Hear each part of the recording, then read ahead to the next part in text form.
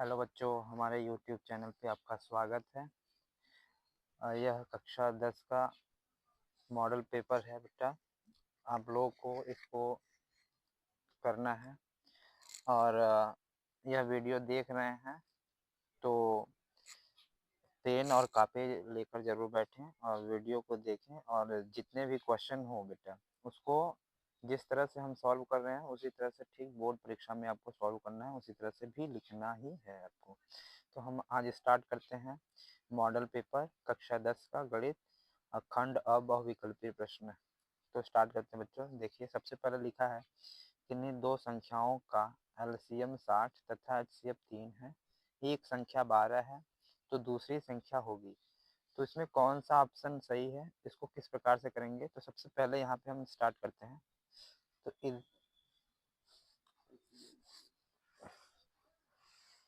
देखिए बच्चों, सबसे पहले लिख लेते हैं हल में। दिया है क्या बच्चा, दिया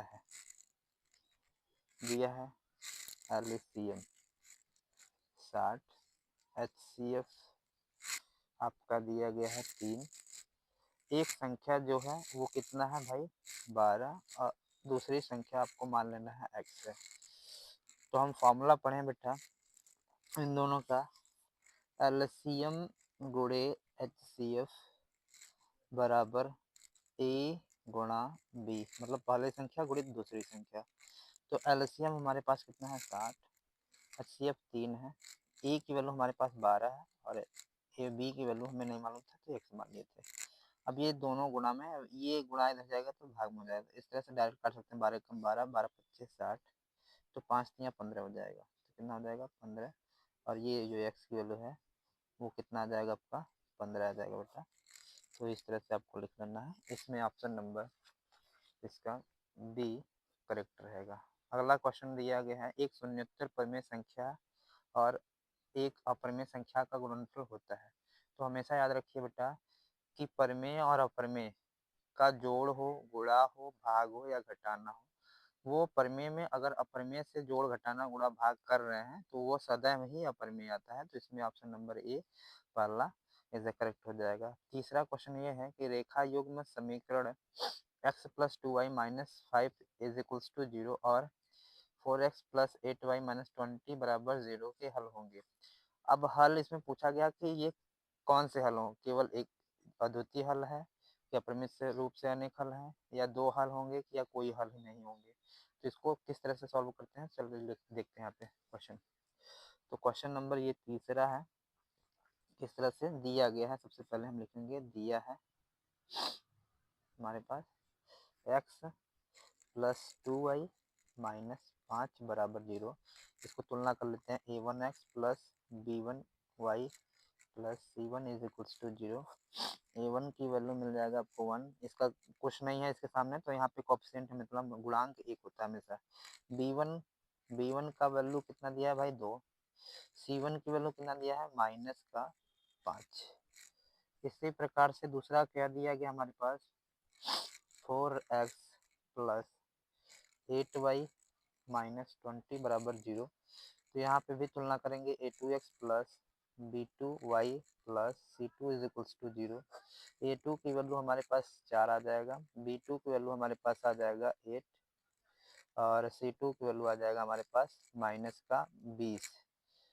तो इसको किस तरह से क्या करेंगे, अब इसको तुलना करा देंगे a1/a2 बराबर b1/b2 बराबर c1/c2 से। तो a1 की वैल्यू हमारे पास 1, b1 a2 की वैल्यू है 4 और b1 की वैल्यू हमारे पास 2 है और b2 की वैल्यू 8 है और c2 की वैल्यू हमारे पास माइनस 5 है और c2 की वैल्यू c1 की वैल्यू c2 की वैल्यू आ जाएगा माइनस का 20। ये माइनस माइनस क्या हो जाएगा कैंसिल आउट, 5 एकम 5, 5 चौका 20, 2 इकाई 2, 2 चौके 8। तो सभी बराबर आ रहा है 1/4 बराबर 1/4 बराबर 1/4। जब सब बराबर आ जाएगा तो बेटा तो जो बराबर आता है तो उसका क्या होता है बेटा, वो रेखाएं कैसी होती है संपाती, और संपाती में बेटा वो क्या होती है अपरिमित रूप से अनेक हल, परिमित रूप से अनेक हल होते हैं उसके, अनेक हल। तो इसमें कौन सा ऑप्शन सही है बेटा? इसमें B option is the correct हो जाएगा। चौथा क्वेश्चन देखिए, वह सबसे बड़ी संख्या जिससे 70 और 125 को विभाजित करने पर क्रमशः शेषफल 5 और 8 प्राप्त होता है। तो जो भी इस तरह से क्वेश्चन पूछा जाए और कह दिया जाए कि वह बड़ी से बड़ी संख्या, तो मतलब एचसीएफ निकालना है, बड़ी से बड़ी संख्या। अब जो भी संख्या हमें दिया गया हो उसमें जो शेषफल आता है, तो उसमें शेषफल को हम उस संख्या से घटाते हैं दी गई संख्याओं में। तो सबसे पहले यहाँ पे हम स्टार्ट करते हैं इसको। क्वेश्चन नंबर हमारे पास 4 है। सबसे पहले लिखेंगे दिया है क्या दिया है बेटा? ए की वैल्यू 70, जो वैल्यू दिया गया है और जो शेषफल है उसमें पहला शेषफल पहले वाली संख्या से, दूसरा शेषफल दूसरी वाली संख्या से घटाते हैं। तो शेषफल हमारे पास 5 है, तो इसको हम 5 से घटा देंगे, तो ये कितना हो जाएगा? 65। बी वाला हमारे पास संख्या कितना है? 125 है, इसको 8 घटा देंगे इसमें, तो 8 जैसे ही घटाएंगे तो इसमें मिलेगा 117। तो हमारे पास ए और बी, इसमें देखेंगे कौन बड़ा है। बी बड़ा है, ए छोटा है, जो जिधर बड़ा है उधर कर देंगे। अब क्या करते हैं, जो बड़ा रहता है हमेशा अंदर रहता है, तो उस तरह से हम इसको सॉल्व करें, चाहे भाग विधि से चाहे फैक्टर विधि से आप कर सकते हो। तो एचसीएफ निकालना है, तो एचसीएफ हम निकाल सकते हैं 65 का और 117 का। तो 65 को हम लिख सकते हैं 1 गुणा 5 गुणा 13, और 117 को लिख सकते हैं 1 गुणा 3 गुणा 3 गुणा 13। तो इसमें जो हाईएस्ट मिलता है, हाईएस्ट पावर, जिसमें हाईएस्ट संख्या होती है उसी को हम ले लेते हैं, और जो दोनों में कॉमन मिले, तो 1 1 इधर भी कौन मिल रहा है, तो ये लिख लेते हैं 1, इधर 13 मिल रहा है तो 13 लिख लेते हैं। तो हमारा एचसीएफ कितना हो जाएगा? 13 13, तो ये 13 आंसर हो जाएगा। इस तरह से इस वाले में देखते हैं, ये ऑप्शन नंबर ए पहला सही है। इसमें लिखा गया 5वां क्वेश्चन कि 3 के प्रथम 5 गुणजों का योग बेटा। तो 3 के प्रथम 5, तो हम 5वां क्वेश्चन कर लेते हैं। आप लिखते हैं हल में 3 के प्रथम 5 गुणज, तो गुणज अगर कह रहा है 5 गुणज, तो हम निकालते हैं। तो 3 का पहाड़ा जिसको आ रहा है 5 बार पढ़ लेना, 3 दूना के 6, 3 तिया 9, 3 चौके 12, 3 पचे 15। तो लास्ट जो निकलता है बेटा वो एन होता है, और जो फर्स्ट वाला होता है वो ए होता है, और ये A2 होता है। इस तरह से A1 A2 करके हम लिख लेंगे, और ये 5वां टर्म है तो A5 इसको लिख लेते हैं, A5। अब इसमें पूछा गया है इनका योग कुछ बताना है, तो हम जानते हैं SN बराबर होता है n/2 A प्लस AN। ये होता है पदों के योगफल का फॉर्मूला, पदों के योगफल का फॉर्मूला ये होता है बेटा। तो A1 यहाँ पे लिख लेते हैं, क्या क्या मिला हमारे पास? A1 मतलब A की वैल्यू मिल गया 3, D की वैल्यू निकालना है तो 6 में से 3 घटा देंगे, A2 माइनस 7 कर देंगे। तो A2 की वैल्यू हमारे पास कितना है? 6 माइनस कितना हो जाएगा? 3, तो कितना हो जाएगा? 3 आ जाएगा। और A5 की वैल्यू हमारे पास मालूम है कितना है? 15 है। और N की वैल्यू कितना है? 1 2 3 4 5, 5 पूछा गया तो N बराबर हो जाएगा 5। तो मान रख देते हैं इसी फार्मूले पे रखते हैं। S5 बराबर हो जाएगा 5 डिवाइड बाई 2, ये हो जाएगा। A की वैल्यू हमारे पास 3 है, और A5 एन जहाँ जहाँ एन है वहाँ 5 लिखना है।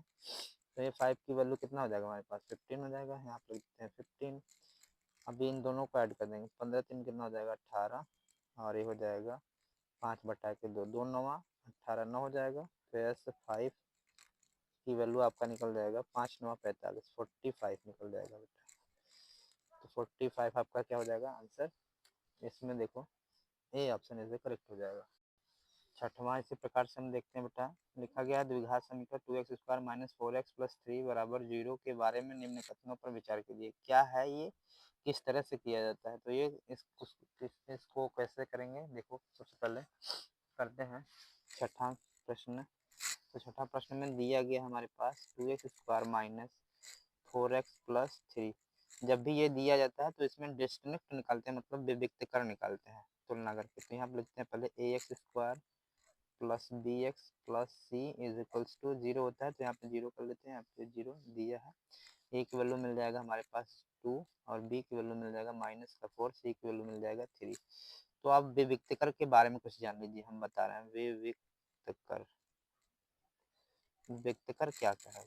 विविक्तकर का ये मतलब है कि अगर कोई संख्या 0 से छोटा है तो वह क्या होता है बेटा, उसके मूल वास्तविक नहीं होते हैं। तो इसमें लिखेंगे कोई मूल वास्तविक नहीं है। यदि d का मान 0 से,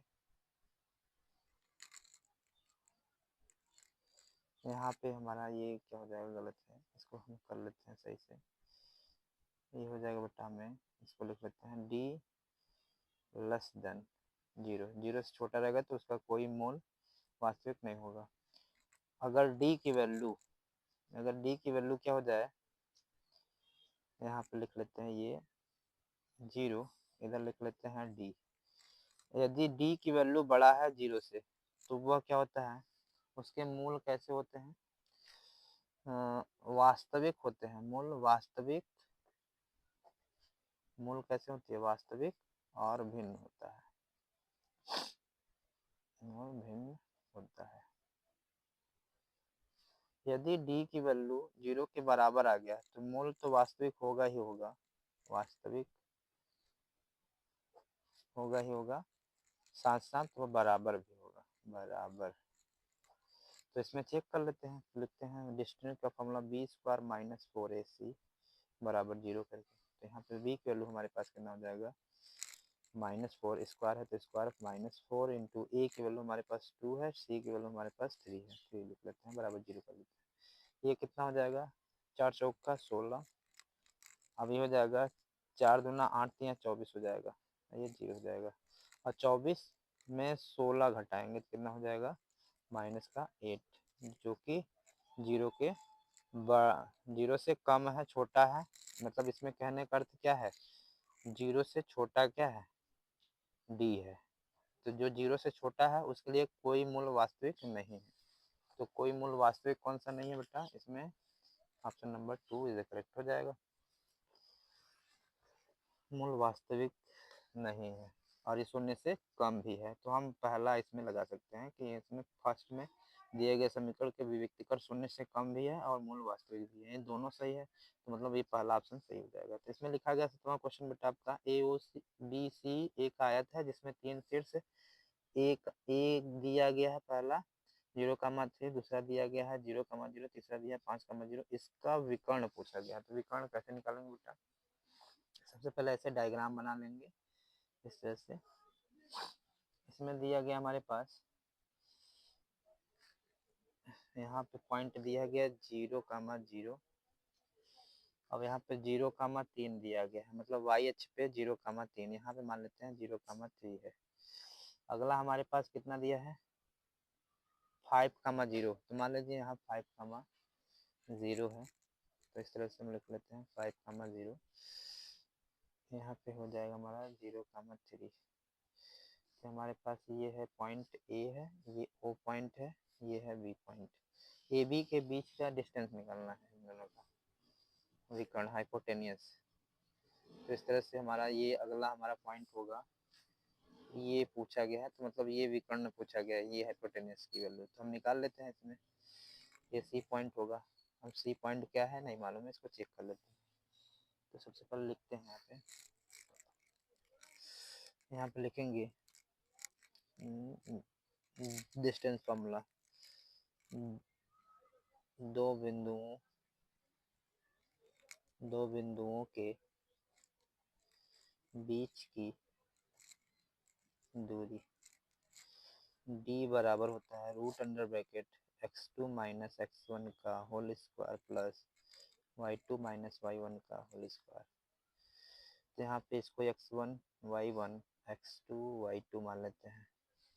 तो रखते हैं वैल्यू, x2 की वैल्यू 5 - 0 हो जाएगा होल स्क्वायर प्लस y2 की वैल्यू 0 - 3 का होल स्क्वायर कर लेते हैं। ये हो जाएगा 5 × 5 = 25 हो जाएगा और 3 × 3 = 9 हो जाएगा। 25 9 मिलके 25 और 9 मिलके कितना हो जाएगा, √34। ये डी की वैल्यू निकल जाएगी बेटा, √34। तो ऑप्शन नंबर सी इसका करेक्ट हो जाएगा। इसमें पूछा गया है कि 8वां, यदि समीकरण x² + kx - 5/4 = 0 एक मूल 1/2 है तो k का मान तो जहाँ जहाँ ऐसा कोई क्वेश्चन आएगा बेटा, तो ये मूल पूछा गया है, तो अगर इसमें जो हमारा द्विघात समीकरण है, अगर x के फॉर्म में दिया गया तो x का मान 1/2 रखना है, y फॉर्म में लिखा है तो y की वैल्यू 1/2 रखना है। तो ये x के फॉर्म में दिया गया, x के रूप में दिया गया है, तो x का मान रखेंगे जहाँ जहाँ x है वहाँ पे 1/2 रखेंगे, तो उसमें से ठीक मान निकाल। आठवां क्वेश्चन देख सकते हो, इस तरह से किस तरह से लिखेंगे। सबसे पहले दिया है, लिखेंगे दिया है मूल x बराबर 1/2, मूल दिया गया है x बराबर 1/2, और हमारा द्विघात समीकरण एक तो दिया गया है x² प्लस kx माइनस 5/4 बराबर 0। तो x जहाँ जहाँ x है वहाँ 1/2 रखते हैं, स्क्वायर है तो स्क्वायर प्लस के 1/2 माइनस 5/4 बराबर 0 कर लेते हैं। 1/2 का स्क्वायर करेंगे तो 1/4 आ जाएगा, इसका हो जाएगा के 1 जा के बटा 2, ये हो जाएगा माइनस 5/4 बराबर 0। ये माइनस उधर जाएगा तो प्लस हो जाएगा, प्लस उधर जाएगा माइनस हो जाएगा, तो ये k/2 हो जाएगा, ये हो जाएगा 5/4 माइनस 1/4, तो k/2 बराबर हो जाएगा। इसका हर बराबर है तो 4 लिख लेते हैं, 5 में से 1 जाएगा, 5 माइनस 1, तो ये हो जाएगा 4/4। तो इसको एक बार में कर सकते हैं, तो k/2 बराबर 1 आ जाएगा, 2 1 कम 2, k बराबर आ जाएगा 2। तो ये आपका हो जाएगा आंसर। इस तरह से हम 8वां क्वेश्चन का हल भी निकाल लेंगे। पहला ऑप्शन सही है। इसमें लिखा गया दो त्रिभुज समरूप होते हैं यदि उनकी संगत कोण बराबर हो, इनकी संगत भुजाओं का एक ही अनुपात में समानुपाती होती है। तो ये दोनों ऑप्शन इसका करेक्ट है, सी ऑप्शन इज करेक्ट हो जाएगा। यदि एक समकोण त्रिभुज ए बी सी कोण 90 अंश है, ए सी 3 है, बी सी 4 है, तो इसमें सी बिंदु से होकर जाने वाली माध्यिका की माप है। तो माध्यिका की माप निकालना है तो किस तरह से निकालेंगे बेटा, इसमें लिखेंगे 9वां का हल में सबसे पहले एक ट्रायंगल बनाने लेंगे। इस तरह से हमारे पास ट्रायंगल है, और इसमें दिया गया है जो सी है वो क्या हो जाएगा हमारे पास 90 डिग्री, और यहाँ पे ए सी की वैल्यू हमारे पास कितना दिया है 3, और बी सी की हमारे पास दिया गया है 4। तो इसकी माध्यिका निकालना है, इन दोनों का मध्य पॉइंट निकालना है। तो ए बी के बीच की दूरी पहले निकालेंगे, पहले इसकी दूरी निकाल लेंगे। ए बी के बीच की दूरी क्या हो जाएगा हमारे पास कि पाइथागोरस प्रमेय का यूज कर लेंगे। पाइथागोरस प्रमेय से पाइथागोरस प्रमेय कर्ण का स्क्वायर बराबर लंब का स्क्वायर प्लस आधार का स्क्वायर। तो कर्ण हमारे पास नहीं मालूम है तो कर्ण ऐसे रहेगा, लंब हमारे पास 3 है, स्क्वायर है तो स्क्वायर, 4 आधार है स्क्वायर लिख लेंगे, 3 3 9 4 चौका 16, के स्क्वायर हो जाएगा 16 9 कितना हो जाएगा 25, के स्क्वायर हो जाएगा, के बराबर हो जाएगा रूट अंडर ब्रैकेट 25, और के बराबर आ जाएगा 5।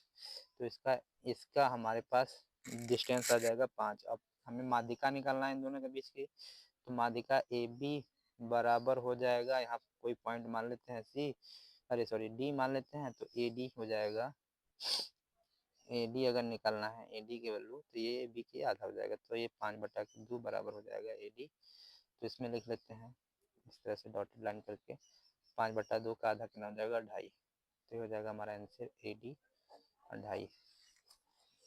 तो यहाँ पे देख लेते हैं, इसमें फर्स्ट आंसर सही है। दूसरा 11वां क्वेश्चन दिया गया साइन, यदि sign theta minus cos theta बराबर 1, यहाँ पे 1 नहीं होगा, यहाँ पे 0 होना चाहिए बच्चा, गड़बड़ है, इसको सुधार लीजिएगा।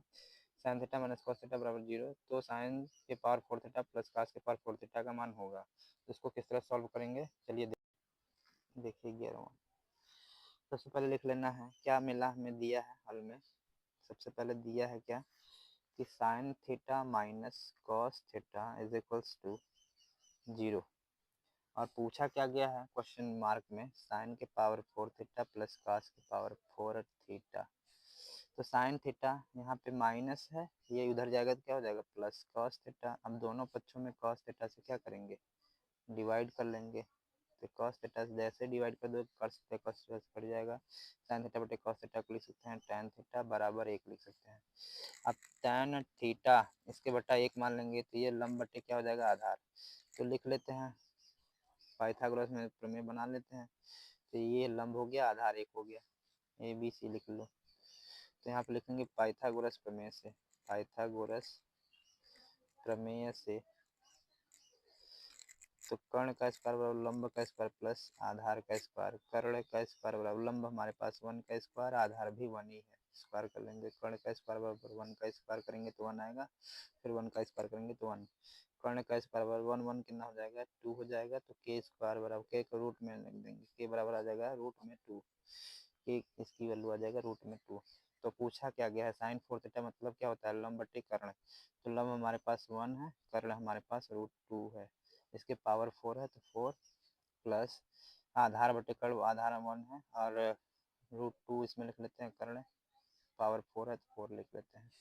अब 1 बटा रूट 2 के पावर 4 की वैल्यू होता है 1/4, इसका भी 1/4, दोनों का 1/4 है तो 1/4 मिलके 2/4 हो जाएगा, 2 इकाई 2, 2 दूना के 4, तो 1/2 आ जाएगा।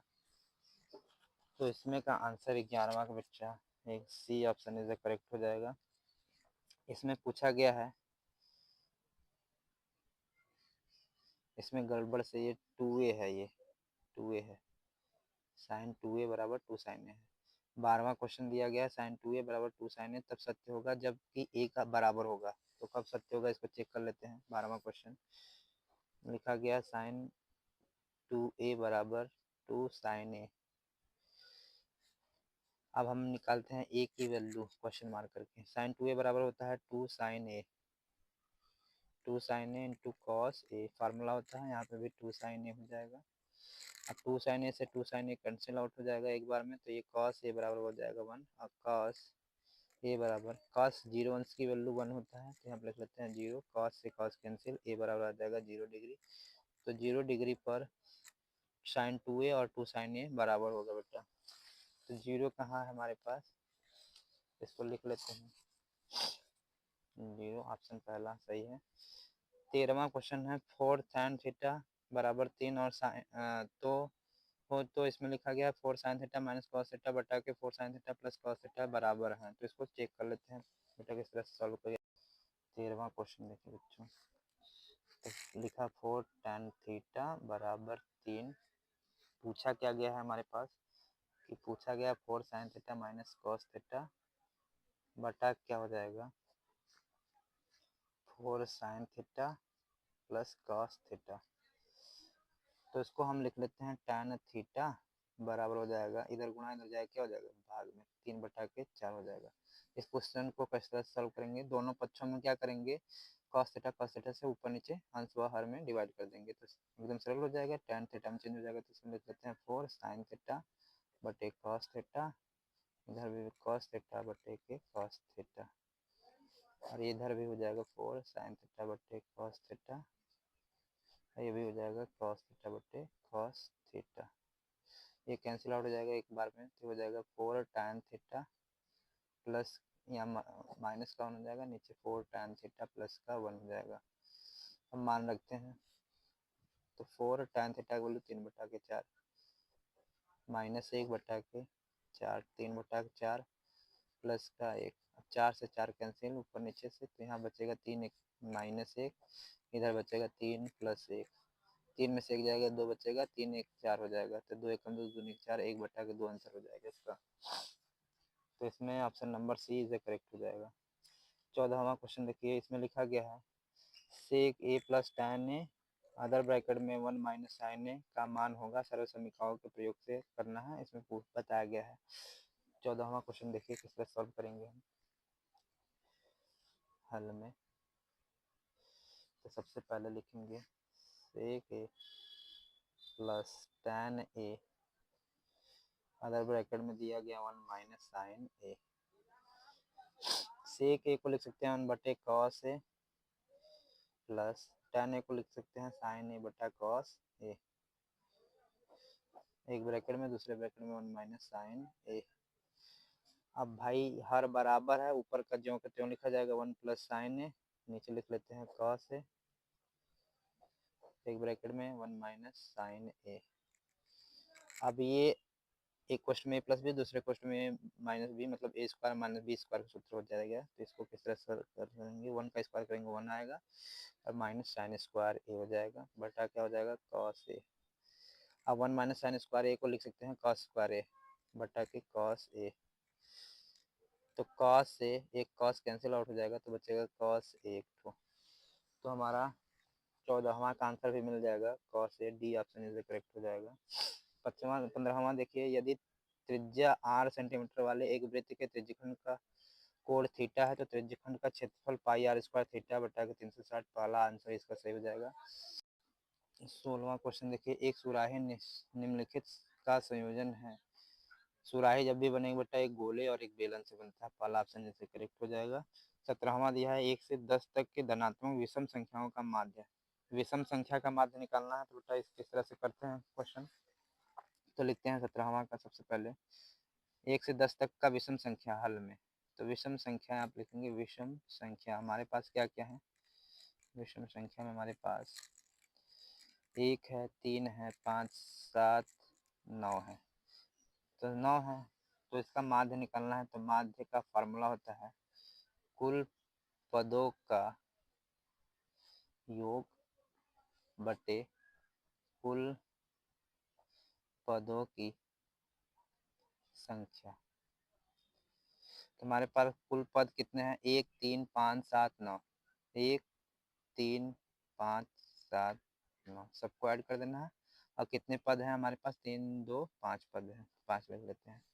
तो इसको जोड़ेंगे 3, 1, 4, 4, 5, 9, 9, 9, 18, 7, 25 हो जाएगा। 25 बटा के 5 काट देंगे, 5, 5, 25। तो माध्य हमारा निकल जाएगा 5। तो इसमें चेक कर लेते हैं कौन सा ऑप्शन है। इसमें डी ऑप्शन इस करेक्ट हो जाएगा।